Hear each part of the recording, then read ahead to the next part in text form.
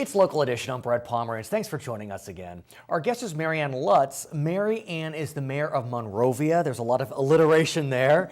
And I want to talk to you about an issue that is really hot and you never think it would be, and that's redevelopment. Yes. As you know, the governor of California has suggested that we literally eliminate redevelopment agencies.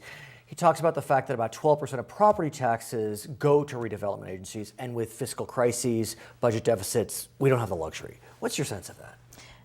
I think that it's very short-sighted. I think that making a decision like that will cut off his nose to spite his face.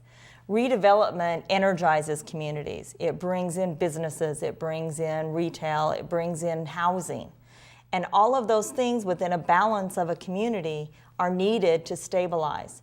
In Monrovia, of our 10 top sales producers, 8 are from redevelopment agency projects. Now, what the opponents of redevelopment are saying is that no, it doesn't really create jobs. No, it really doesn't help an economy. It's just kind of a net blank slate, and that you can point to figures anywhere, but nope, we don't have the luxury right now.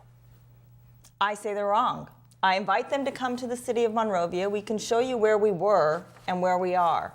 In the 1970s, Monrovia had a business economy that was dying. We had streets full of biker bars and empty lots.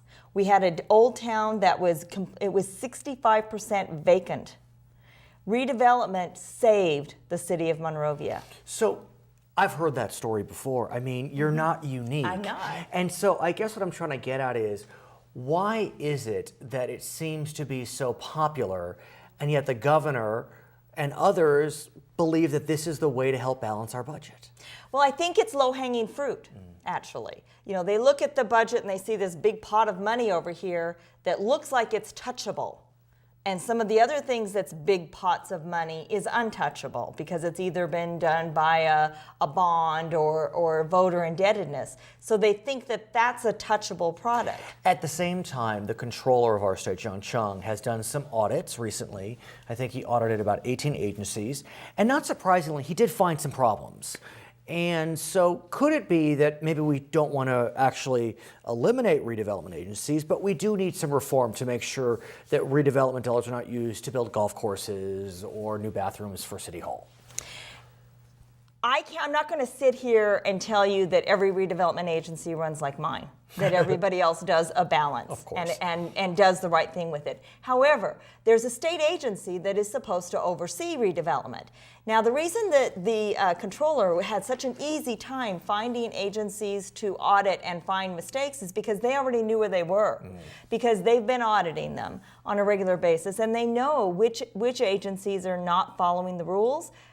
Why then did they not address those? Why do they decide that they're going to completely eliminate everybody as opposed to just deal with the ones that maybe have a problem? Let's look into the future. Remarkably, Democrats and Republicans have unified against this proposal. So far, it doesn't appear that redevelopment is on the chopping block. Yet, we do know that because we're not going to see an initiative on the ballot in June to extend some tax hikes from a couple of years ago, we need to cut more funds. The governor has said, all cuts budget now.